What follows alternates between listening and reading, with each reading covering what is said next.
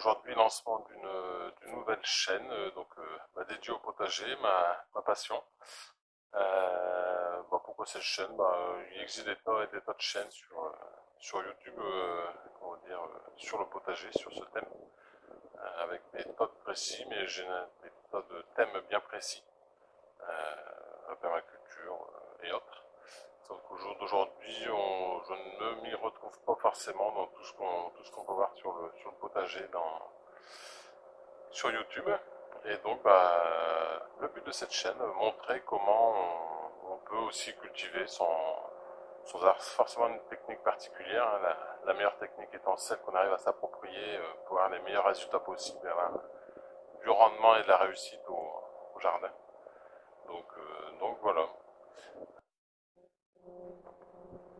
Un petit aperçu de la campagne environnante. Donc comme je disais, nous sommes ici près d'Arras, donc dans le Pas-de-Calais, dans la région des Hauts-de-France, donc une grande région, on va dire, céréalière, dédiée à la culture de la betterave et de plus en plus des pommes de terre.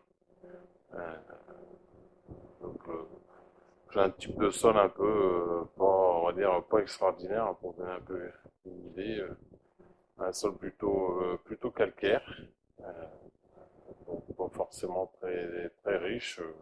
Il manque un peu d'humus aussi, mais bon, pour lequel on essaye d'améliorer en faisant des amendements.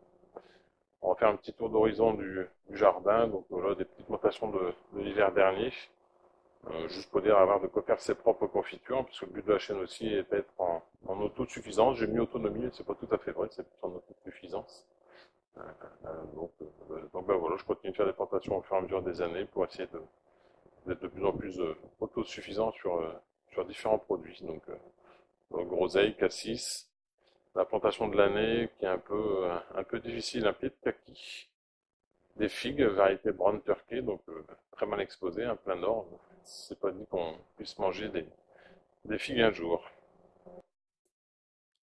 Alors de formation végétale, j'aime bien le jardin en règle générale, hein, une formation d'aménagement paysager.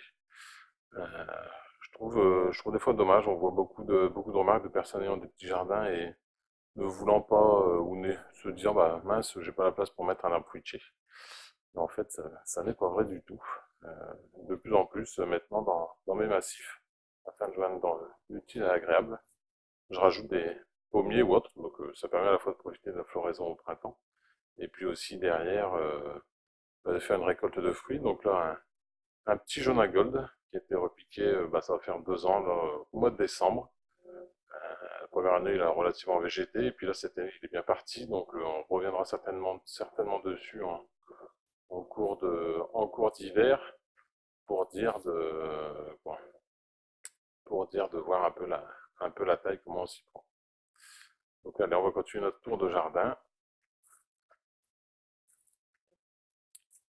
Alors en fait, pour faire un peu une petite explication, je cultive sur à peu près 600 mètres carrés de potager divisé en deux parties.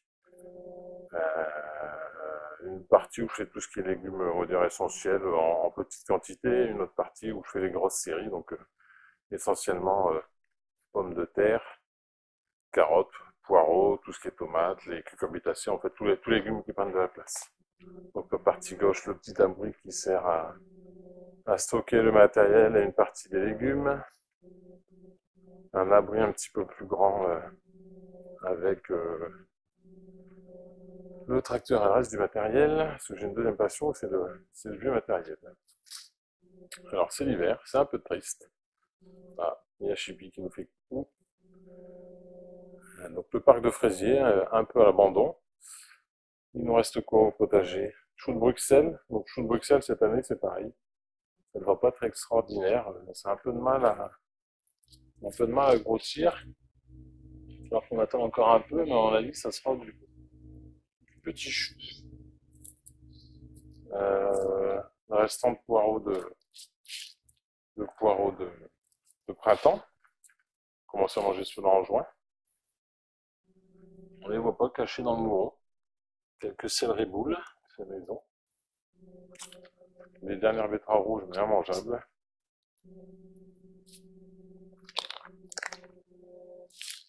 Un peu de côte de blette. C'est pareil, ça se termine. Un nouveau parc à fraisiers qui devrait commencer à donner cette année, qui a été repiqué là au mois de juillet-août. La fin du persil. Et puis donc si on repart de l'autre côté, forcément les asperges, un indispensable au jardin. Donc je ferai des vidéos au fur et à mesure sur la culture de l'asperge. Ça permettra un peu de voir ce que ça donne. Donc voilà, dans l'abri, le gros matériel, hein, parce que à côté de ça, j'ai aussi un bois avec un petit verger et puis donc des abeilles, il faut pouvoir les entretenir. D'ailleurs, si ça vous intéresse, je mettrai le lien, vous allez retrouver le lien soit en description donc de mon autre chaîne, et puis sinon sur la fiche en haut aussi, le lien pour aller directement sur la chaîne. Alors les derniers, pareil, betteraves rouges qui seront broyés car plus mangeables. Les derniers Schubert, variété de choux allemand, très très bonne. Les choux pour cet hiver, commencent à grossir, depuis quelques-uns aujourd'hui. Les choux rouges, pareil. Alors, vais-je y arriver avec la caméra? Hop, ça c'est un peu mon costard. Et là en dessous, quelques salades. Les dernières salades. Protégé avec un voile. Ce sera peut-être pas suffisant pour passer l'hiver, mais là ici, radis noir, les derniers choux chinois, les radis de Chine, le navet, et puis donc, là ici aussi, la petite serre, donc c'est une petite serre 4 sur 2. Il y a un projet cette année, en 2022, de la changer complètement et puis donc d'assembler ensemble trois serres de 2 mètres pour avoir à peu près 3 serres de 3 mètres, donc pour avoir à peu près 9 mètres de serre en longueur. Je suis pas un fan de la serre. En toute franchise, juste un petit coup d'œil à l'intérieur, mais je ne mets pas de tomates sous serre. Je m'en sers essentiellement là-bas au fond pour hâter mes semis au printemps, pour garder encore un peu de, comment on dit, un peu de légumes pour l'hiver. Donc là, un peu de mâche. Ouais, il commence à en tirer aujourd'hui. Attention au chili. Dernière salade, pareil. Après, ça commence à s'abîmer avec le manque d'aération, ça s'abîme dans les choux chinois. Et puis là, les petits oignons blancs qu'il faudrait que je repique, mais que je n'ai pas fait parce que je pense attaquer la serre avant. Et puis donc, pareil, un essai, un petit pied de vigne. J'ai fait un essai sur de la vie en extérieur, mais malheureusement, ça donne pas. Donc, je suis pas trop pour les traitements en règle générale. Je préfère, euh, je préfère éviter. Donc, du coup, pas de réussite sur le raisin. Voilà pour la première partie.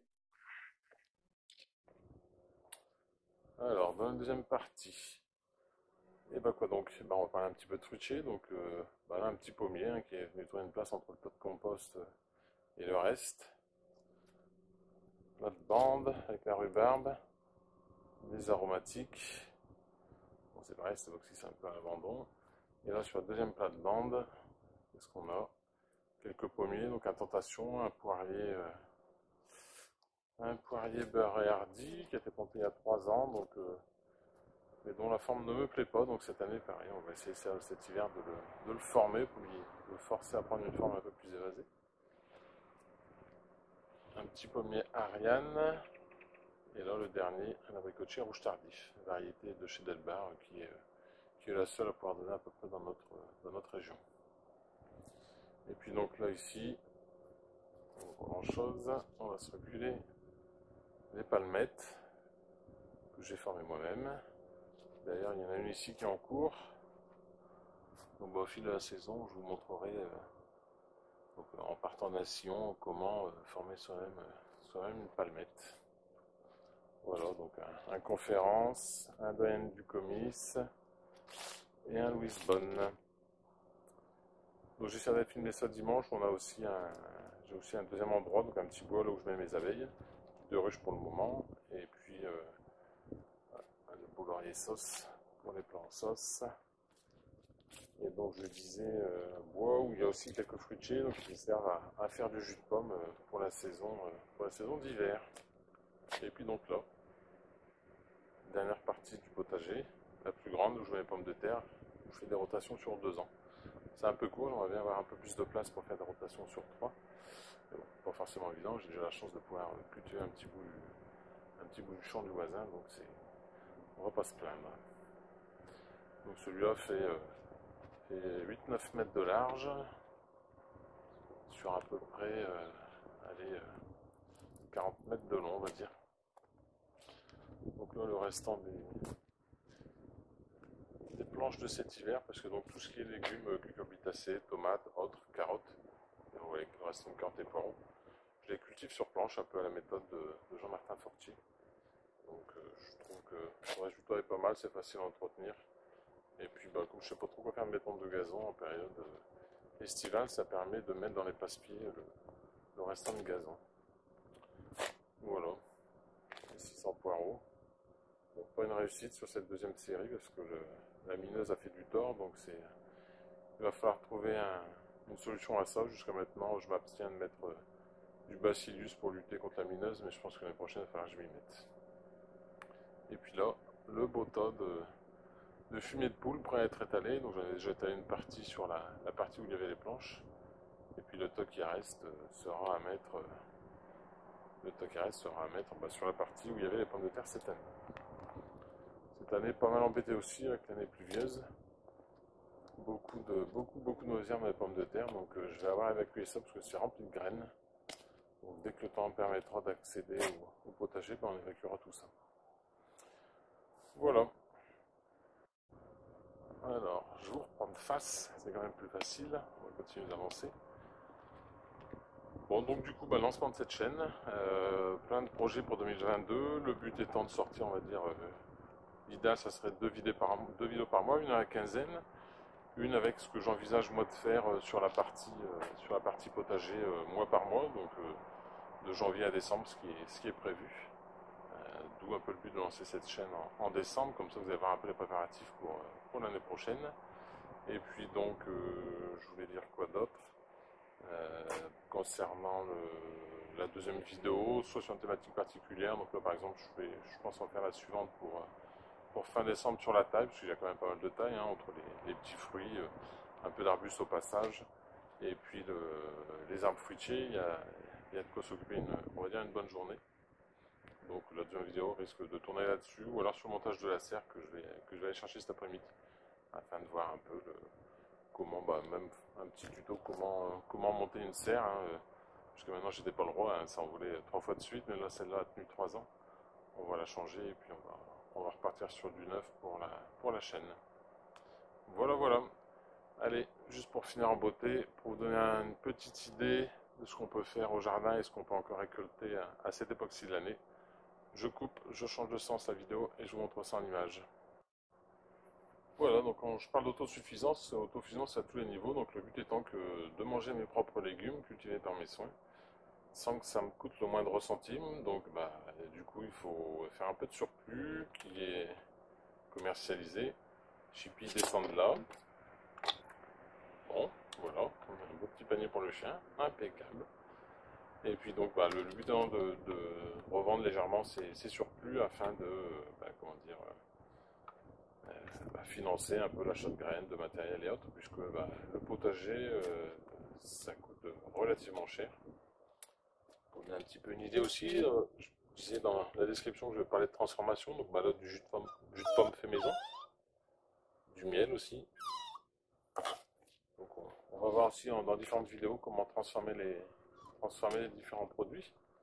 Et puis bah, voilà ce qui va aller dans le restant des cartons, donc la cuvette du jour. Donc, bah, au 10 décembre, on peut encore avoir du radis noir, radis rose de Chine, côte de bête, chou petsaï, chou vert, chou rouge, un peu de mâche, du poireau, du radis, n'importe quoi, du navet en deux variétés, et puis bien sûr de la carotte en multivariété. Alors j'aime assez aussi depuis peu cultiver des variétés on va dire locales hein, en plus des variétés étrangères. Là par exemple on est du navet de Péronne, variété régionale de la Somme. En carotte dedans il y a deux variétés. Alors cette ronde-ci avec cette forme-là, on est sur de la Saint-Valéry, variété aussi de la Somme. Et puis donc les longues, plus allongées, plus fines, on est sur la carotte de Tilk, donc variété issue des